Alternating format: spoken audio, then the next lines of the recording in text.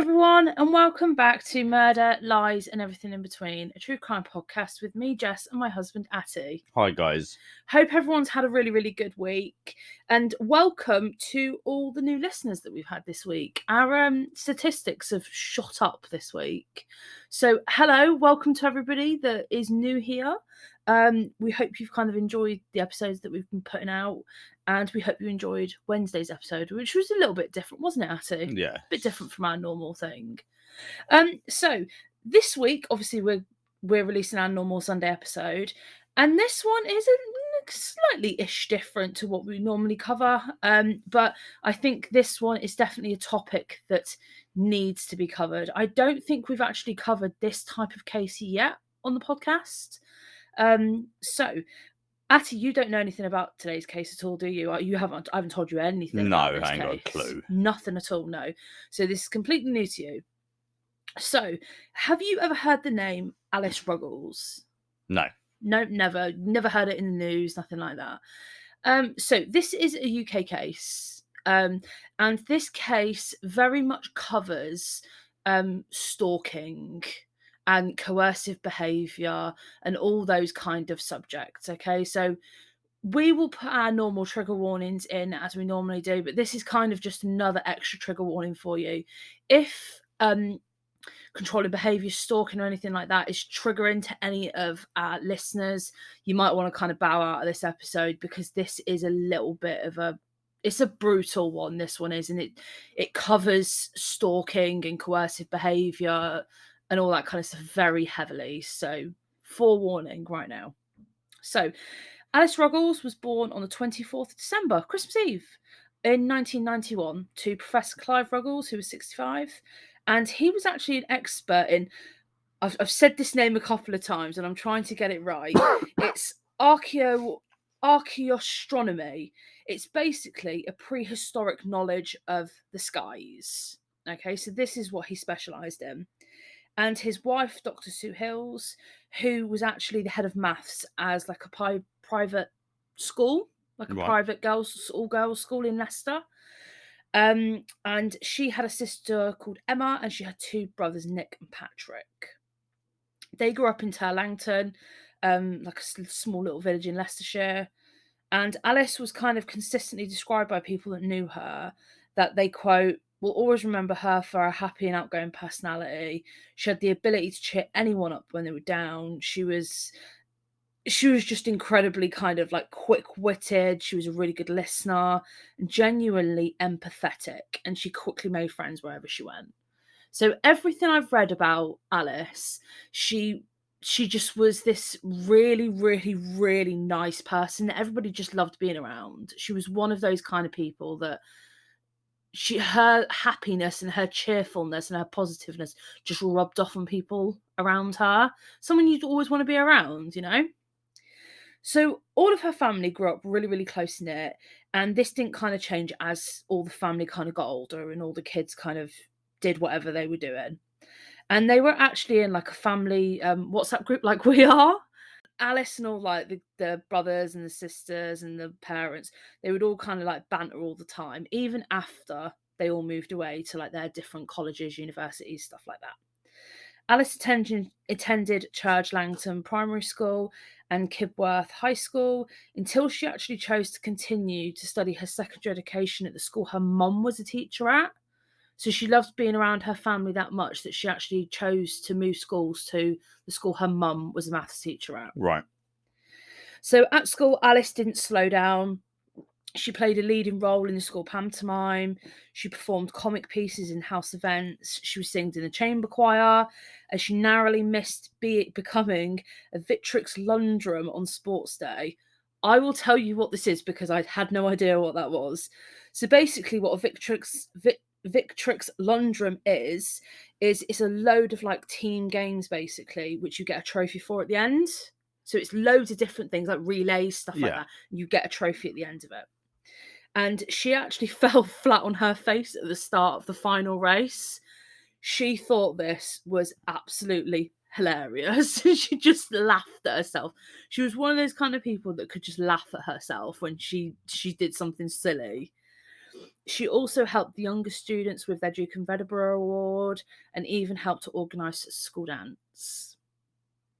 Alice was actually into fencing as well. She found out about the sport at camp at 11 years old, and that soon become kind of like a massive part of her life, pretty much. And her weapon was the épée. So the épée is the largest and the heaviest of the 3 weapons that you can choose. So for a small girl, she chose the biggest and the heaviest sword that she could pick, which I think this just kind of shows how badass Alice was. She actually represented her home county of Leicestershire and in the East Midlands region on many, many occasions. She was also really successful on the national fencing circuit, and she passed her A-levels in maths, physics, and chemistry. So clearly, she was clever, wasn't she? The smarts ran in the family. Yeah, she was not silly by any stretch of the imagination. So by 18 years old, Alice was choosing universities based on the strengths of their fencing club. So this shows how much fencing was part of her life. And she actually settled on the University of Northumbria, where she became the club captain. The proudest moment of her achievements was when she won the women's épée at the Leeds Open in 2012. She was super, super talented, like really, really talented. Alice graduated in product design and engineering from the university, and she simply, just because she loved living in Newcastle so much, she decided to stay after she graduated and kind of made life for herself in the east of the country. Right. So she decided to stay in Newcastle. After graduation, Alice didn't struggle to secure a job, as you can imagine. You know, she had a really kind of bubbly, outgoing personality. She didn't struggle to get a job like most people do out of university. Straight out of university, not many people will hire you. You know, it's a lot of people find that they go to university and they come out jobless most of the time. She did not have this problem, and she was actually offered a position at Sky. So Sky Media, what we know now. Oh, yeah. Yeah. At their Newcastle hub as an office coordinator. And they adored her that much, and they thought she was so good at her job that she was actually soon promoted to become site coordinator and the PA to the head of sales. So that is pretty impressive for a woman straight out of university to get to that position so quickly. I've read multiple statements by her friends and people that knew her. So this one really stuck out to me. And I think this really shows that even at work, she was absolutely adored. So this hopefully will just give you an idea of how much people absolutely loved Alice. He said, quote, "You know, I'm not a man of many words, unless it was badgering you to get my laptop ordered. So I just wanted to list my best memories of you. Genuinely, the most horrific Mancunian accent I have ever heard. Ever. Absolutely awful and absolutely hilarious in equal measure. You taught me the difference between the foil, épée, and sabre," referring to fencing. "I still won't watch it at the Olympics, though. You are more sarcastic than me. Your sense of humour was second to none, so witty and sharp as a tack. Last, but definitely not least, you have the most infectious personality and brightened the office on a daily basis. I can genuinely say any day I spoke to you was a happier day for it. You never failed to make me laugh, and I am a miserable sod."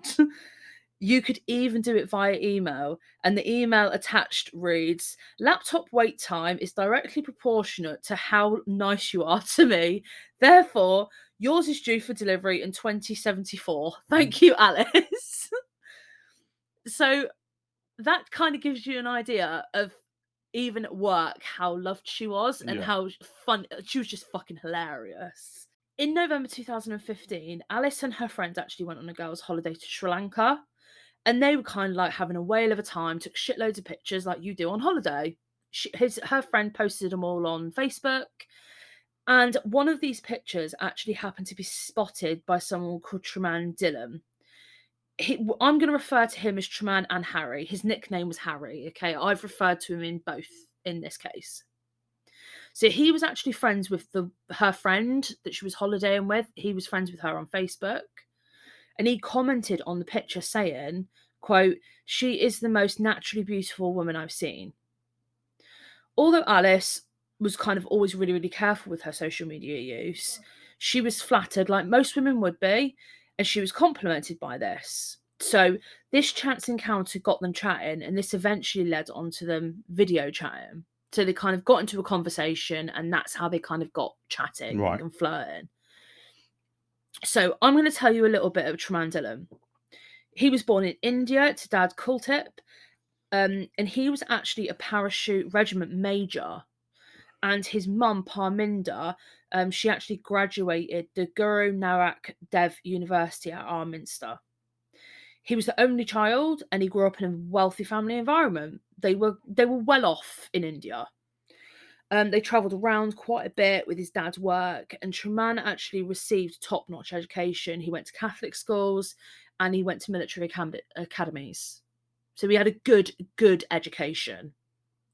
He studied for a degree in India, and then he was actually given the opportunity to do his final 2 years at the Queen Margaret University near Edinburgh.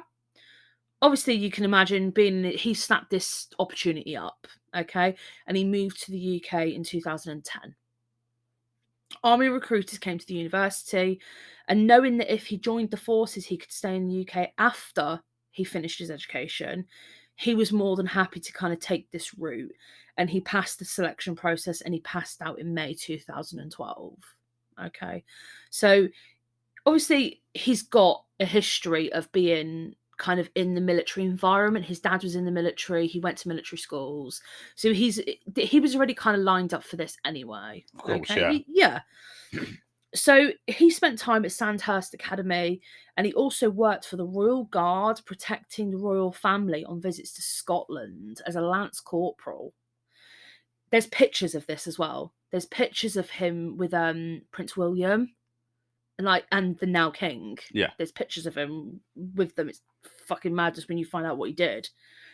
And he actually ended up serving a non-combat role in Afghan, and this was where he was actually on tour when he saw this picture of Alice on Facebook.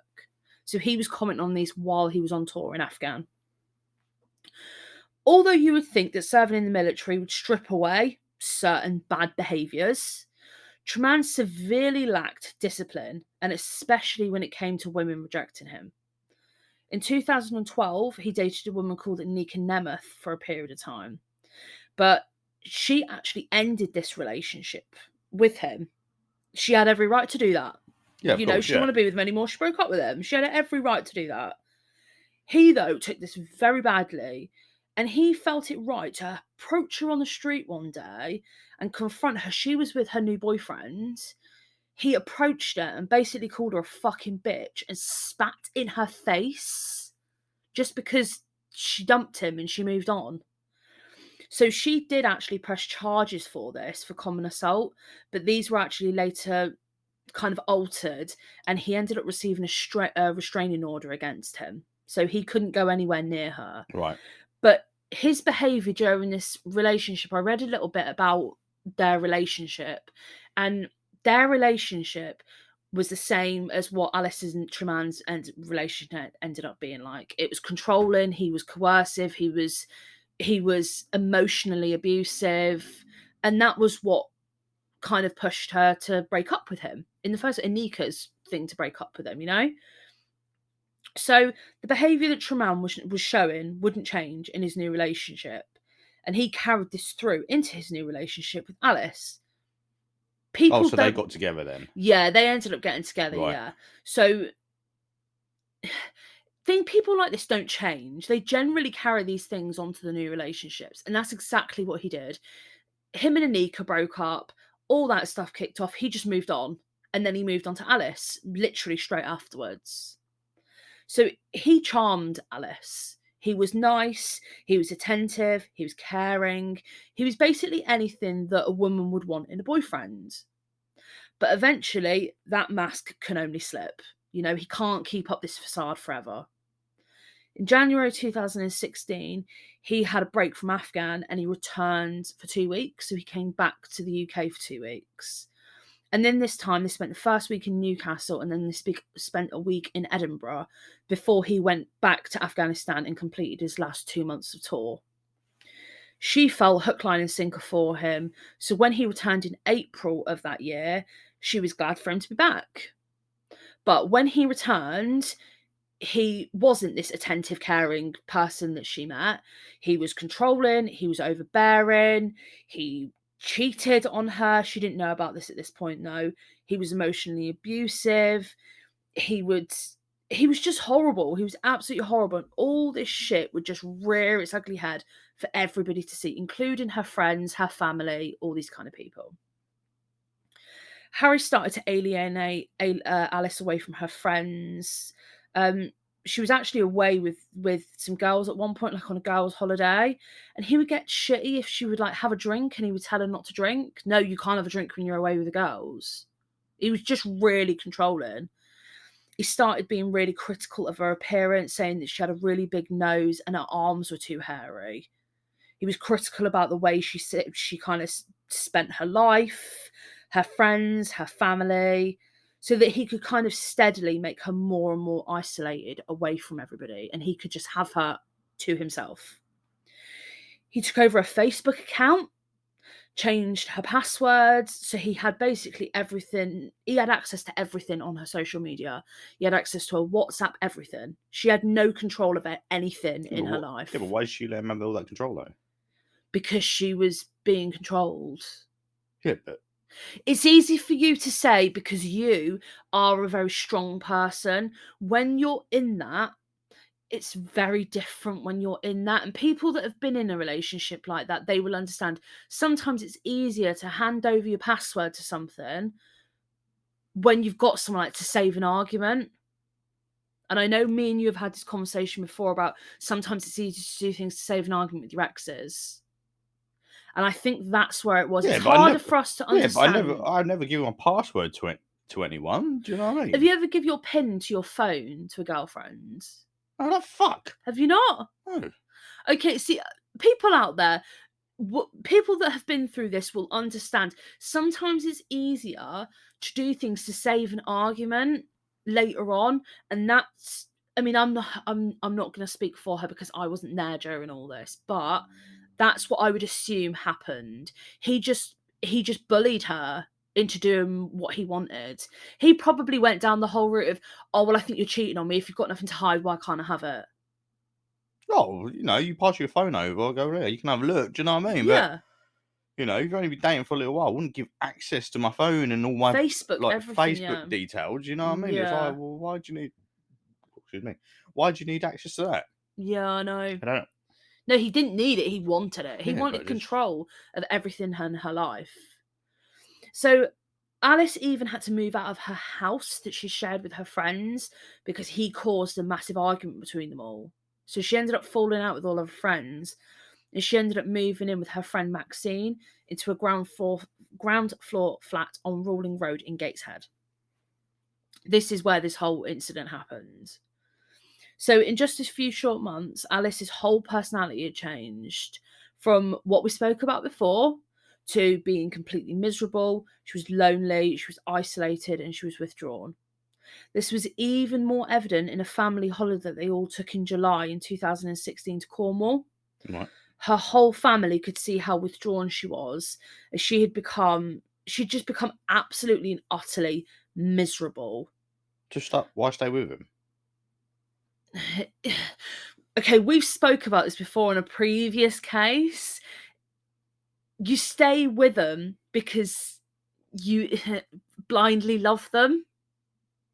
So she stayed with. Yeah, but she was being miserable, and she knows she's being miserable. So why stay with someone that's making you unhappy? Well, you'll be grateful to hear that she doesn't stay with him long after this, okay? But still, do you know what I mean? That's what I don't understand. People moan about their relationships, and I'm unhappy about this, you know what I mean? And they don't do anything about it. That's what I don't get. Or maybe I've just heard so many people bitch about their partners, and they still don't fucking do anything. You've become numb to it, yeah. It's just like I don't want to hear it. Yeah, do you know what I mean? Oh, dude, I'm not unhappy. It's like, okay, well, if you're unhappy, fucking leave. Pack your stuff and go, or pack their stuff and they can go. Yeah, make a choice. You know what I mean? Well, you might be by yourself for X amount of time, but you know what I mean. At least you'll be happy, wouldn't you? Yeah. I was in that situation. Yeah, I mean? I wasn't happy. I was like, see you later. Yeah. I'm out of here. Sucker. Well, when Harry was spoken to about this holiday, he thought this holiday was perfect. He was like, yeah, this holiday was amazing. It was fantastic. It was, best thing ever.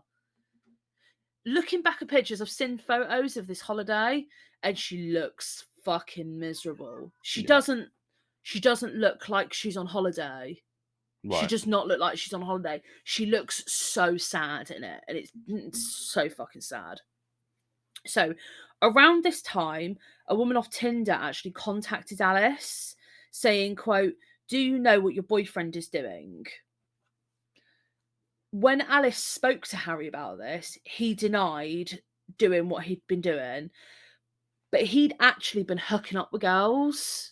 So he'd been meeting up with girls and having like one night stands and stuff with them.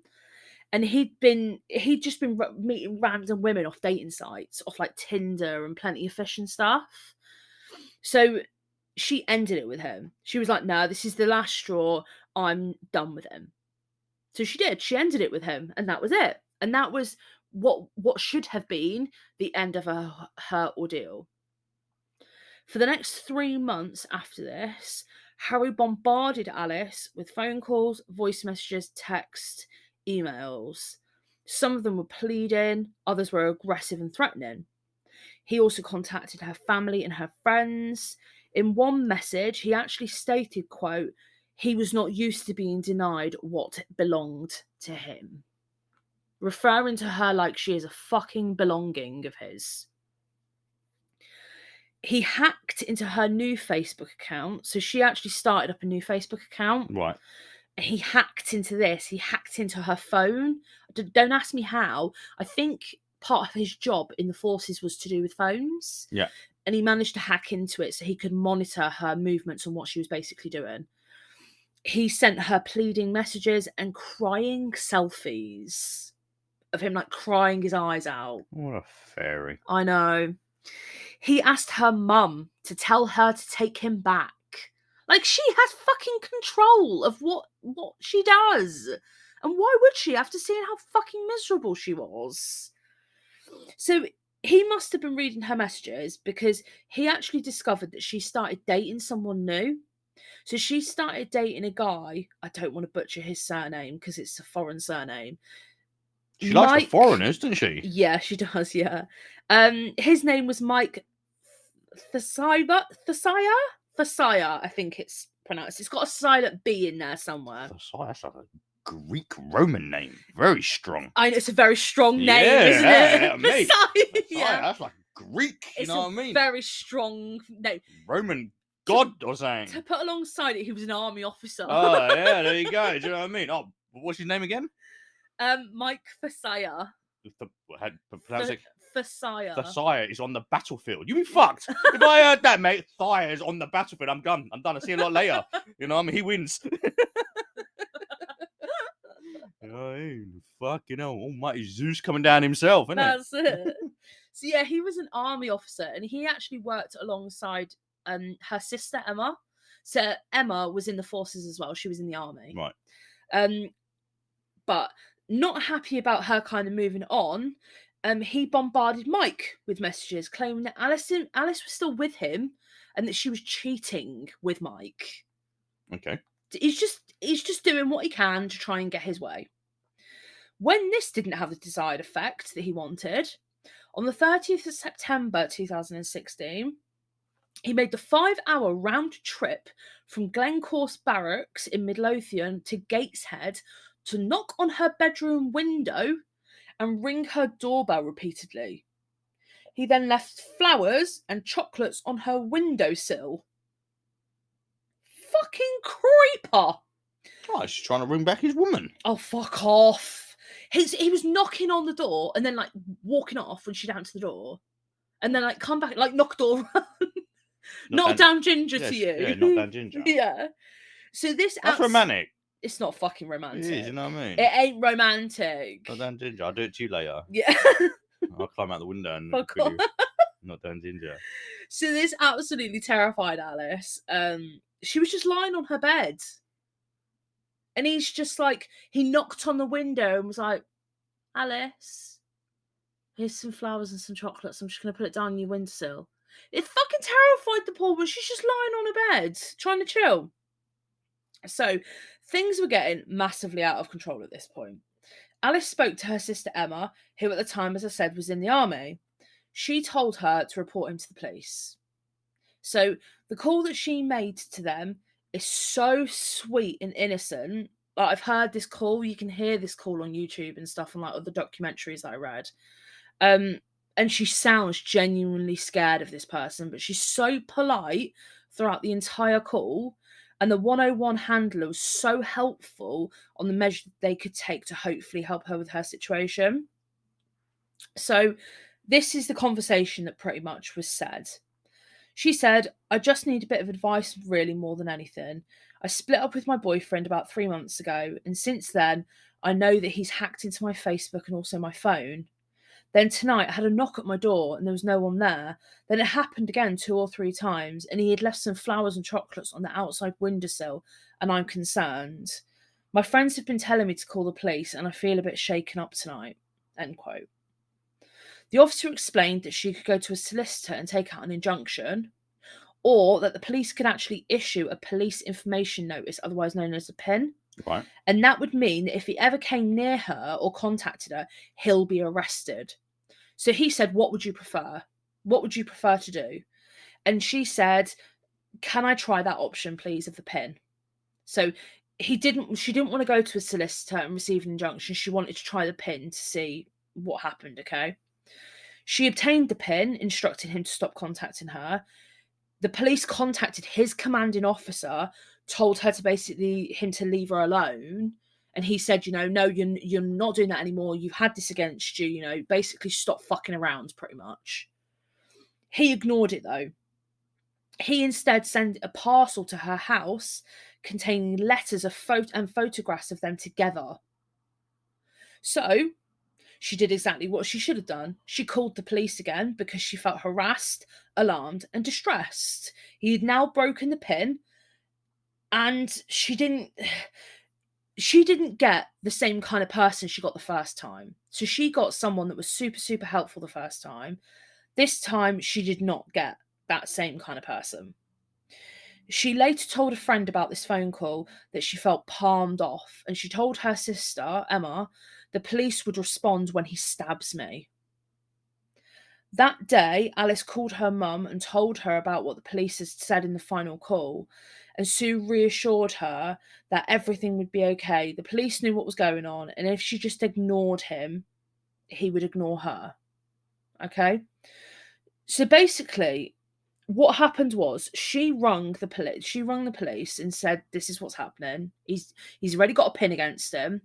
And the officer said, well, what do you want us to do? Do you want us to arrest him? Her mum said in a later quote, if you ask someone who is vulnerable and scared to decide whether to arrest someone who is scaring them, it's very different from saying, we are going to arrest them. I can imagine she felt as if she was wasting their time.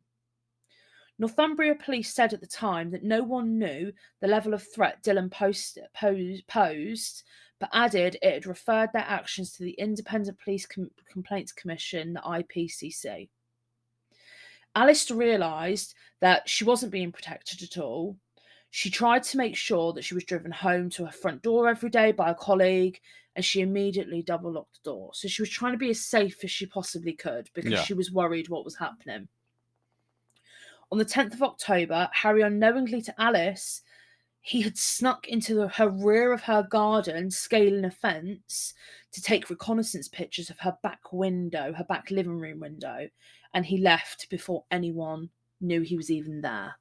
2 days later, on the 12th, Alice went to work like any other day. When she finished at 5 p.m, she would be leaving with Paul Lynch. So Paul Lynch is just someone that they work together, okay? He would be giving her a lift home. So he was the person on this point that was giving her a lift home to make sure she got home safe. At 5:15, they are seen on CCTV waiting for the lift to leave the building. I don't know what was said in this conversation, but you can see her, like, she grabs her phone out and they're just waiting there, and she's like hysterically laughing. Like, it's so eerie because you know what I know what happens afterwards. Maxine McGill, her flatmate, didn't finish until 6 p.m. So she finished an hour later than Alice finished. So they wouldn't be going home together that night.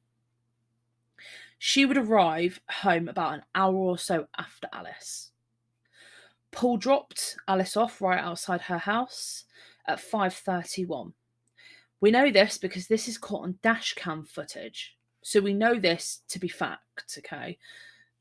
A car is actually parked near, like, 2 doors down from Alice's house, and you can see Paul's car come up, drive around and park right outside of Alice's house.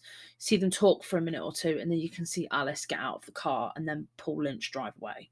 So apparently the officer said that in the last 10 years, he's never seen this clear of a footage showing exactly what time something's happened. You can see her going into the house alone, okay? As I said, they spoke for a few minutes in the car. She went straight into the house, bolting the doors behind her, as she always did. Unbeknownst to her, Harry, though, had drove down again from Edinburgh at 12 p.m. that day. He'd parked near Alice's flat, waiting for her to return home. He parked somewhere that he could see her flat in his rearview mirror, so he could see who was coming in and out. Whilst waiting, he was messaging another woman, trying to arrange to basically hook up later in that day for sex in Scotland. He saw Alice get dropped off and enter her home alone. Upon Alice getting inside her flat, she locked the doors. The doors actually had a heavy-duty lock and bolt on as well, so it shows just how scared she was to make sure that she had heavy-duty locks on those doors. She took her shoes off and threw her bag down in the living room. She went to her bedroom to try on some dresses for like a party that she was going to that following weekend with her new boyfriend Mike. At 5:45, she messaged her friends on WhatsApp with a picture of her in this beautiful grey, like, ball gown dress. She sent them this picture and said, "Too much." It's not. I've seen the picture and she looks beautiful in it. Right. She looks gorgeous in it. She really does. No reply was said to this, but she then exchanged some messages like between her and Mike, and this was at 6 p.m. He asked, "What are you thinking of doing on Friday? Anything alcohol related?" She replied, "Well, is anything in life not alcohol related?" And this was sent at 6:01. This was the last message she sent at 6:01. Just 14 minutes after Paul had dropped Alice off at 5:31, Harry's white BMW was seen moving from where it had been parked, waiting and making its way towards Alice's flat. This is caught on CCTV and the dashcam footage. Between 6:01 and 6:25, so 24 minutes, Harry had jumped over the fence that he'd jumped 2 nights prior for recon. He broke into the window that he had took pictures of 2 nights prior, and he'd snuck into Alice's flat while she was there. We can't be sure if the noise alerted Alice or not. We're not sure of this, okay, because he denied all this. So we can't be sure if she was alerted to him and that's how she found out he was there. We're not 100% sure. Once inside, he grabbed a large carving knife, from the kitchen, and he went on to attack her. She tried to barricade herself in the bathroom, running away from him, but he was too strong for her. He was 6'1", 12.5 stone. She was 3 stone lighter than him and almost a foot shorter than him. She had no combat training. He was army trained. He was actually training for the SAS as well. So he had combat training. He knew what he was doing. He had the upper hand. Alice tried to fight him off. She had so many defensive wounds to show this, and he actually sustained scratches to his face while she was trying to fight for her life. From the evidence and her injuries, it was clear to see that he had pinned her down, most likely by kneeling on her back, pulled her head back, and he cut her throat open 6 times, all the way to her spine, severing her vocal cords and her carotid artery. She had no fucking way of surviving. If you don't know what a carotid artery, it's one of the biggest arteries that supplies blood in the body. You can't survive. If you ever seen like when people get injured and like blood spurts, Yeah. that's your carotid artery. Alice had also been subject to a large injury to her nose, and she actually sustained a head injury. She was covered in bruises and marks, and she just sustained all these during this fight. In total, Alice sustained 24 injuries in the result of this attack on her. At 6:25, Harry's car was seen on CCTV leaving the area and travelling back to his barracks via the airport. Maxine left work at 6:20. She got home at 6:30. When she tried to get into the flat, she obviously couldn't. Alice had deadbolted the door. She called out Alice's name through the letterbox, but nothing. At this point, she was panicking. She's thinking, why is Alice not answering the door? Alice should be at home. Because something just felt off to her, she decided to climb over the fence that Harry had climbed over. Of course. At this point, she saw that the living room window had been pried open. She fucking panicked because she saw that it had been pried open far enough that someone could climb through it and gain entry. She knew something was very, very wrong at this point. She climbed in through the same window. Once she got inside, she called out for Alice, but all she sensed was this eerie silence. She said it was deathly silent. When she kind of got in there, she went straight to her bedroom to retrieve her mobile because she actually left it at home that day by accident. She was actually meant to be staying at her boyfriend's that night, but she forgot her phone at home. That's the only reason she even went home, because she left her phone at home that day. She went to her bedroom to grab her phone, and as she came out of her bedroom, she walked past and she saw the bathroom door wide open, and she saw blood all over the bathroom floor. She saw Alice covered in blood, and she was lying in an unnatural position. She ran to Alice immediately because she thought that she'd kind of like injured herself and hurt herself in the bathroom. Obviously quickly realised that wasn't the case. She obviously called 999 straight away, and this was 4 minutes after she got home. This was at 6:34 p.m. This call is absolutely fucking heartbreaking. I've heard this call and it's fucking horrible. You can hear the moment that Maxine clocks that she's dead. I think when she calls 999, she genuinely believes that she's just hurt. And then when she's calling her, she's going like, Alice, oh my God, no, she's dead.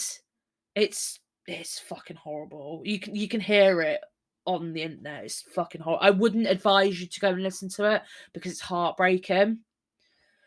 Paramedics arrived soon after, and obviously there was nothing they could do for Alice, and she was pronounced dead at 7:30 p.m. The murder squad were then informed of the potential murder, and DCI Lisa Thieker then took over the case. The crime scene was cordoned off, and 24/7 supervision, inner and outer cordons, until the crime scene investigators could attend the scene. Thankfully, though, Maxine, when she called 999, she actually mentioned Alice's ex-boyfriend by name. Right. So DCI Thieker obviously listened to that call straight away, heard this name, and was like, okay, we need to track him down. This is the first person we need to track down. So they checked ANPR in the area, and they could see that a vehicle that was registered to Harry Dillon, that was in the location at the time of the murder. Lo and behold, it was flagged entering the city in the daytime and leaving the city minutes after Alice's murder. Officers were sent to his barracks to go and arrest him on suspicion of murder, and they did exactly that at 23:59, so 1 minute to midnight.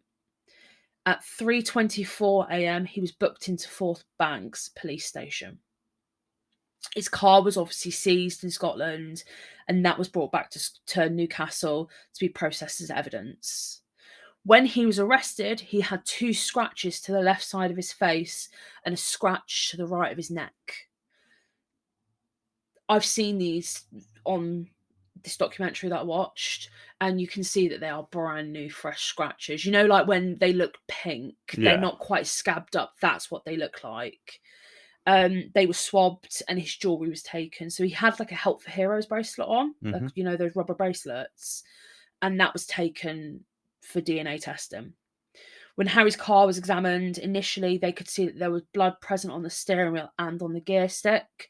So they obviously took that, and that was sent off for testing as well. All during this time, like when he was being sat down to have his first initial interview. When Harry was questioned about what he was doing between 10 a.m. that day and the time that he was arrested at the barracks, he stated that he drove to Newcastle to get answers from Alice, but she was unaware he would be visiting. When he got to her home, he saw that she was on her phone while he was peeping through her bedroom window. He then knocked on the window. She freaked out, apparently, grabbing her phone and going outside, threatening to call 999. He apparently tried to hug her, and when he tried to hug her, she scratched his face. He specifically said she had her phone in her hand. He specifically said he remembered having it in her hand and threatened to call 999. Apparently, this is what he's saying. He then allegedly left and drove back home via the airport, the same route he travelled to go to Alice's flat. This is what he's saying in his initial interview. Yeah. Harry denied that he had injured Alice at all. He said he had no knowledge of the murder and he wasn't present at the murder at all. Right. So, at the crime scene, there was no forced entry that the investigators could see, but they could see forced entry at the living room window, and they could see footprints on the black leather sofa underneath that was directly beneath the window.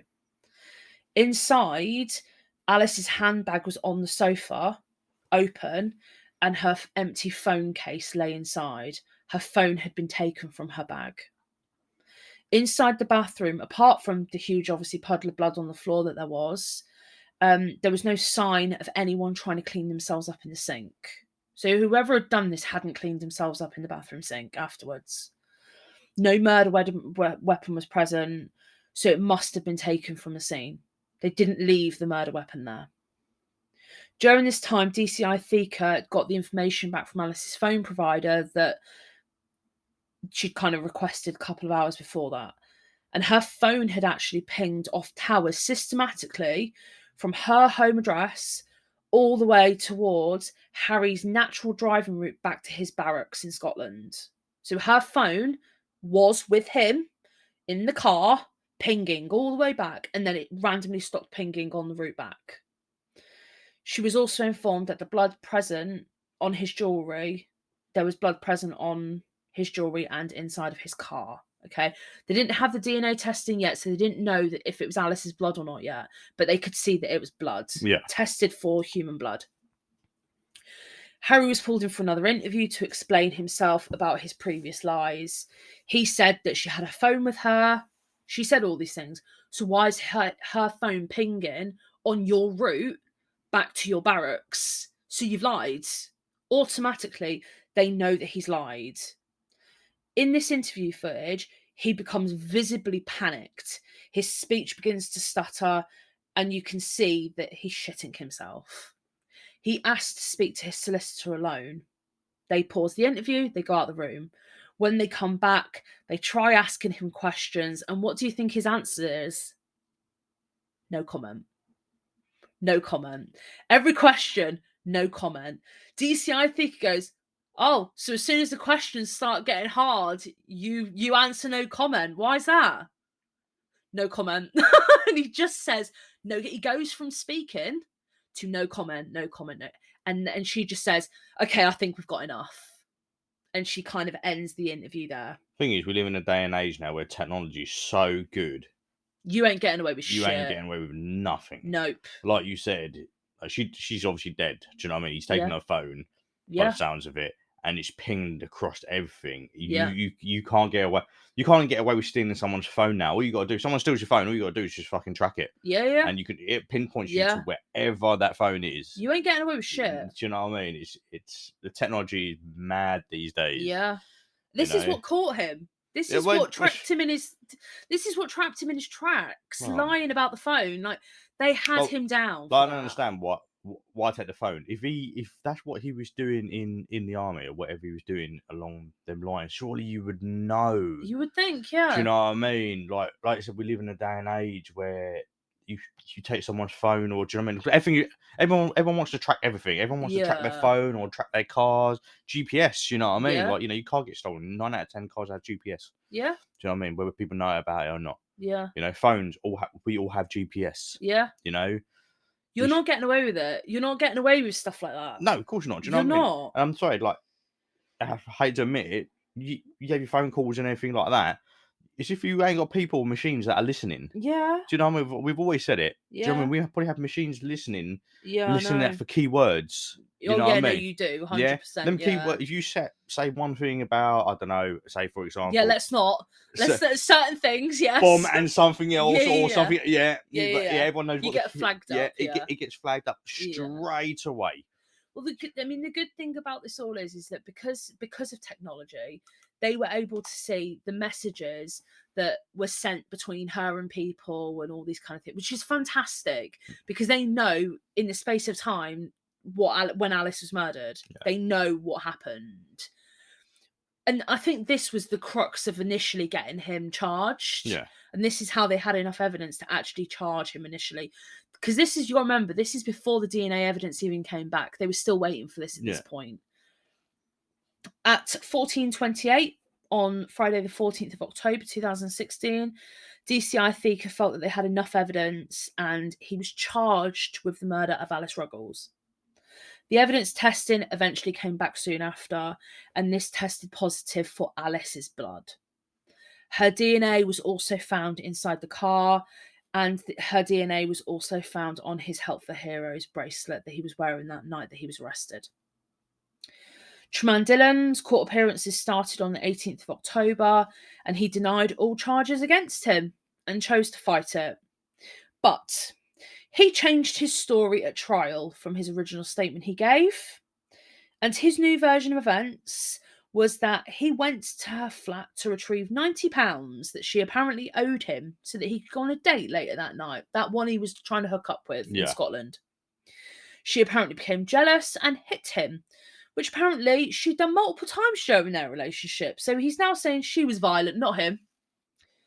She apparently pulled a knife on him and attacked him with it.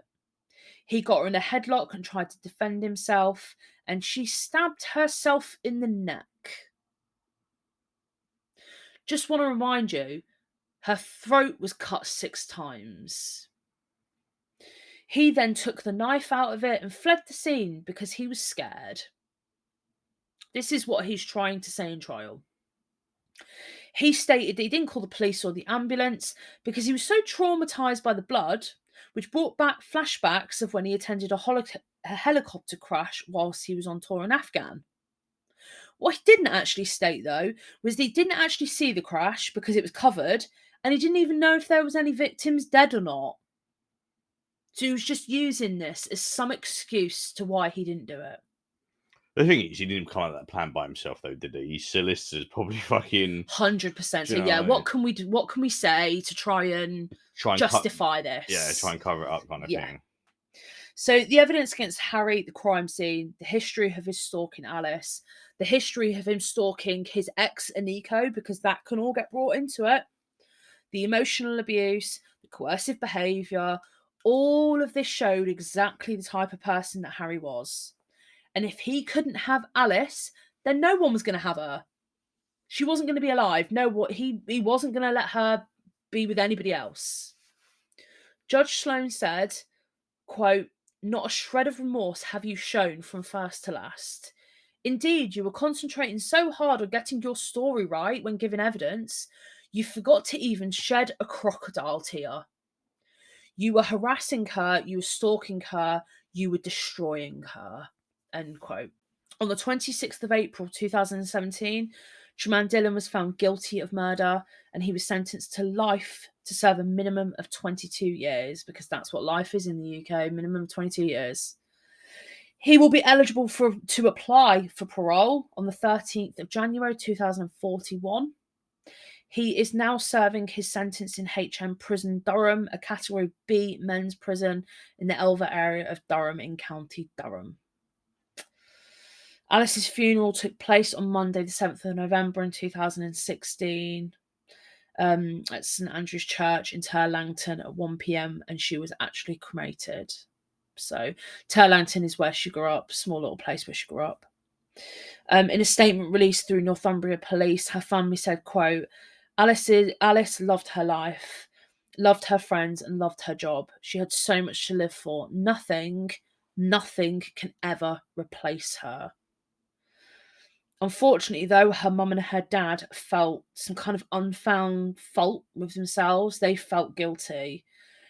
Sue said that she felt that she'd failed her daughter by teaching her to see the good in everyone, and also by not standing up to Dylan herself about when she was contacted on Facebook by him saying, get back with her. She said, quote, this feeling of failure will stay with me forever. She said, adding she would never forgive herself for advising her daughter that if she ignored Dylan, he would eventually stop contacting her.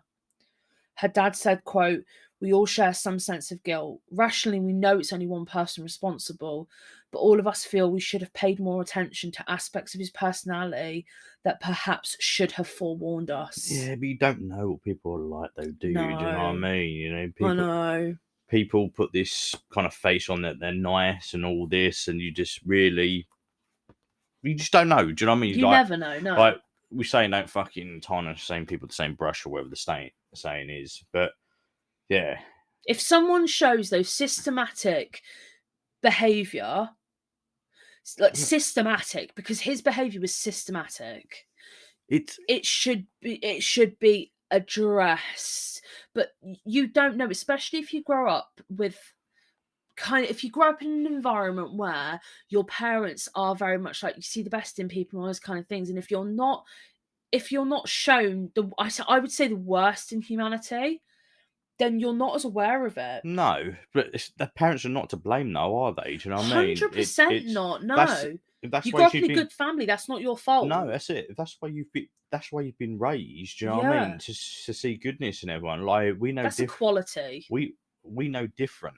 Do you know what I mean? So there is evil people out there. Do you know what I mean? And you can't see the goodness in everyone. You can't fucking trust people. Sometimes there is no good in some people. Exactly. Do you know what I mean? Some people do change, you know. Some people do. You know, so who do you give the benefit of the doubt to? Yeah. And you can't help but people you fought for. No. And she obviously fell for him. Do you know what I mean? Blah blah blah, and all this. Yeah.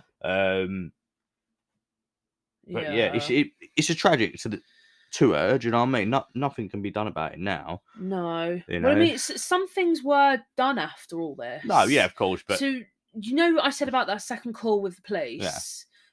Regarding the actions of the police, that was actually dealt with. Right. So the IOPC found the police constable that they had actually a case to answer misconduct for failing to recognise Dylan's offence as stalking rather than just harassment. Yeah. He said, quote, Officer B stated, they obviously didn't rate his name, they just called him Officer B, stated he did not believe there was a necessity to arrest Mr. Dylan as he had not made any direct threats. He lived 120 miles away in Edinburgh, and there had been no previous incidents of violence between the two parties. In our opinion, his logic in this assessment is not sound, the report included. The IOPC also found a police sergeant had a case to answer for misconduct for failing to appropriately supervise the police constable while he investigated Ruggles' report.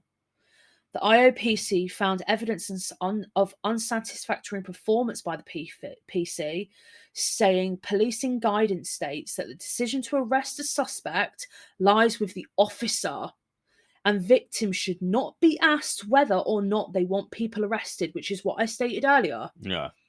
Rachel Bacon, an assistant chief constable at Northumbria Police, said the Ruggles family had helped the forces develop better training. She said, quote, since Alice's death, it has been recognised nationally that changes need to be made in how police respond to reports of stalking and harassment to ensure officers understand the heightened risks associated with stalking behaviour.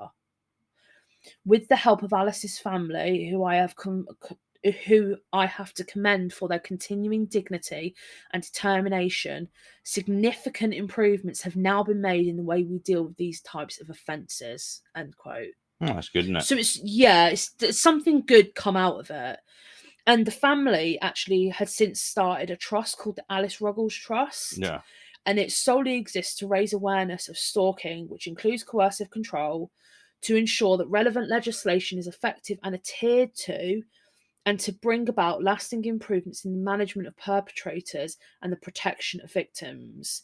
And they actually aim to prevent what happened to Alice by happening to others by raising awareness of coercive control and stalking and their dangers, working to ensure that stalking offences result in immediate action, both to protect the victim and to deal with effectively with the perpetrator, provide education and training.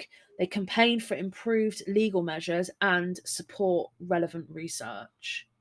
So if anything positive can come out of it, this is something that came out of it. And, you know, the Alice Ruggles Trust is on Facebook. I got loads of stuff from the Alice Ruggles Trust and information from there. Lots of quotes about, like, from family and stuff about her was on it. So yeah, I mean, you know, none of this should ever happen for things to change. But the police fucked up. Well, a police constable fucked up, and unfortunately, you know, if it had been took differently, would Alice still be here? We don't know. I mean, Harry clearly was one fucked up individual that had a plan. The thing is, even if he got arrested, he would have got released X amount of hours later anyway. Do you know what I mean? It's not like they can keep him forever, can they? And he would have just done it again. Would he have done it a few days later? Do you know what I mean? Yeah, we don't know. Yeah, exactly. Well, I think he would have. I think he would have. So no matter the outcome that happened, if he did get arrested, they can only hold him for an X amount of hours. Have to release him because they haven't charged him for anything. Do you know what I mean? And then, like you said, give it a couple of days, and he's back there. And this time, he could have done exactly the same thing as you've only, you know. I think put it off. I just think he was always going to do something. Yeah. No matter what, do you know what I mean? Whether it's then, a couple of days later, whatever. A couple of years, you know someone what I mean? else, or It's a good thing that he's been put away now. It's tragic for the obviously young girl because she had the rest of it. But then I say that all the time with all the stories that we do. Do you know what I mean? It's always tragic for the victim, you know what I mean? Yeah, it's really, I think because I've seen so much about them. I mean, I'm not going to lie, on one bit of my research, it really upset me. I had to take a couple of minutes because it was just really sad. You kind of see her.